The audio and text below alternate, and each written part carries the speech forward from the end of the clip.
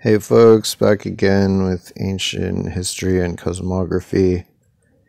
Um, See, this is just a painting of, an ancient Egyptian painting of some Mediterranean people. So these are called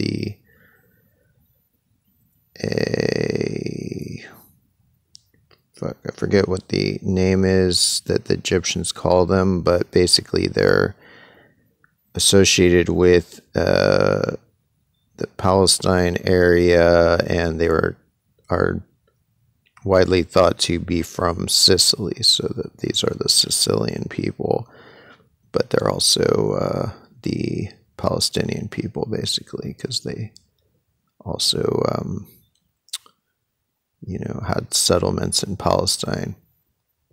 So, suffice it to say that ancient Mediterranean people didn't look the same as some of the modern Mediterranean people do, i.e., they were black. Sicilians were black, Palestinians were black, Jews were black, Hebrews were black. Like, all the people in the Mediterranean, this is what they look like, or unless every ancient depiction is a lie. So the modern people who live in those areas who are super light-skinned, newsflash, they're not from that area.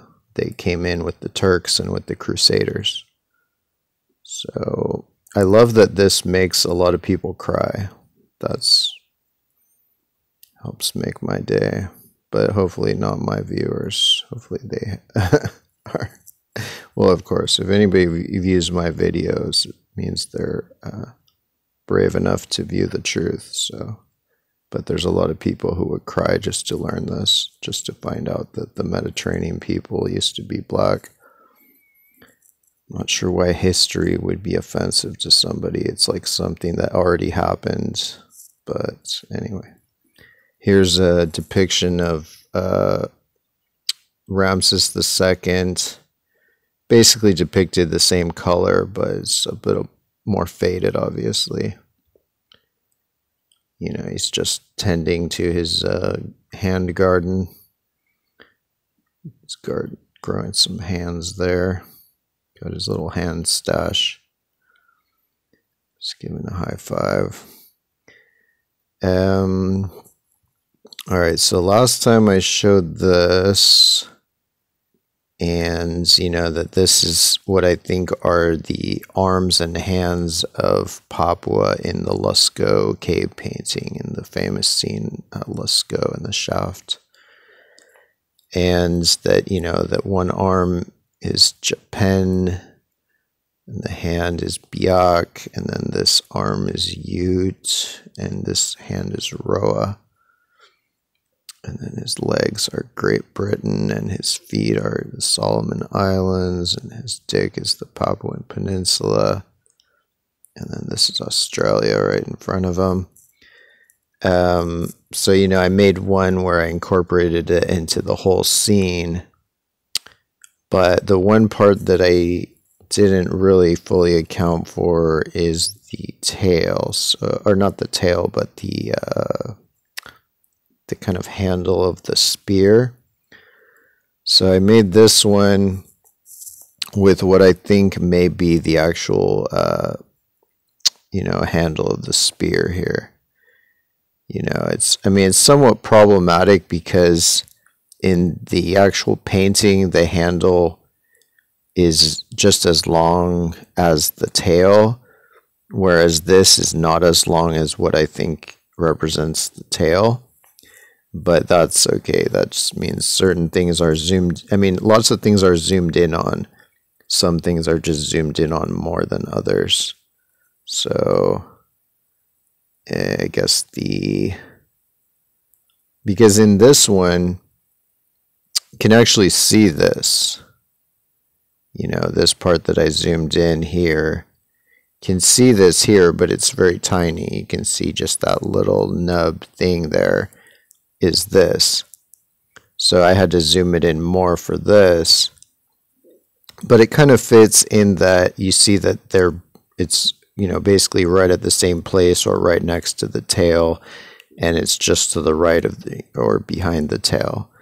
So if this kind of seamount plume represents the tail, and then this thing is towards the back of it, that fits more or less.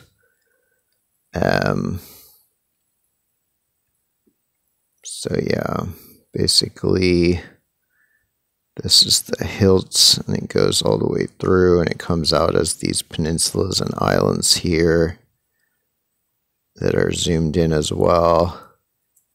And then it has zoomed in on these 3 legs, these 2 peninsulas, and then this island and this island. Whereas this other leg is just the whole Cape York here. And then this is Torilla Peninsula and the other things. I forget all the names of all these peninsulas, but in previous videos I went over those names. So yeah, this one might be fairly complete. So this is an important one because it's the most famous cave painting on Earth, the most distinctive cave painting on Earth, or the most distinctively famous. Its actual name is the famous scene. It's in the Lascaux caves of France. It's often thought to be about 20,000 years old, but some people say 15,000, some people say 30,000. I think it's associated with the Aurignacian civilization, Cro-Magnon. And it's interesting, I'm pretty sure that the Aurignacian or some of those early civilizations of Europe during the Paleolithic, that the people of that time were genetically very close to Melanesian people, like people from like Papua and Australia and whatever, that they're in a way that I think it was either the Aurignacians or the Magdalenians, or I think maybe the Aurignacians of Europe are more closely related genetically to like Melanesian people than they are to modern Europeans. So that might explain why they were painting many paintings of Papua and Australia. Although, the Lascaux caves are massive, so I think they painted probably all the islands and land masses around, Europe and Asia and Africa and stuff, and maybe further afield.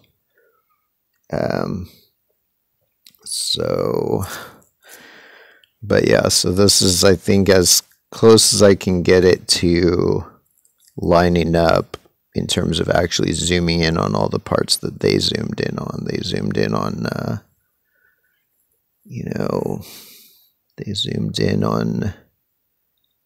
just for this guy, they only zoomed in on the arms and hands. And for this guy down here, his back feet are Taiwan. His pelvis kind of is, Luzon. His body is the Visayas. His head is Zamboanga Peninsula. He has all these little islands right in front of his head. And then his front legs are Sulawesi island here of Indonesia, with his feet being these 2 peninsulas on there. And then on this guy, it's zoomed in on the head and the 2 horns of the bison, zoomed in on this leg, which seems to be this island in here, zoomed in on the spear tip, which seems to be these peninsulas and islands, which are right there. Zoomed in on, yeah, these two peninsulas here, which seem to be these haunches or whatever, these thighs and stuff, and then this island, which seems to be part of the leg or foot. Zoomed in on the tail, which seems to be these seamounts, and then zoomed in on this little peninsula, which seems to be, I mean, it's really the only peninsula of its kind in that part of Australia, I think. So it seems to be, you know, the handle, the base of the spear. So there you go. This, you know, I don't have the full, to be fully complete, I should have the original spell songs that accompanied this. You know, I'm sure they had spell songs like every other religion in, you know, ancient times. And it probably, you know, rhymed. There was a rhyme, and there was probably music and drums and stuff. And they would sing about how this guy came along and he tried to spear the bison, or he did spear the bison, and the bison's like dying. His entrails are like pouring out through here in the Tiwi Islands and Van Diemen Gulf and everything. And but then he, I think, kills the man. So I think they both kill each other.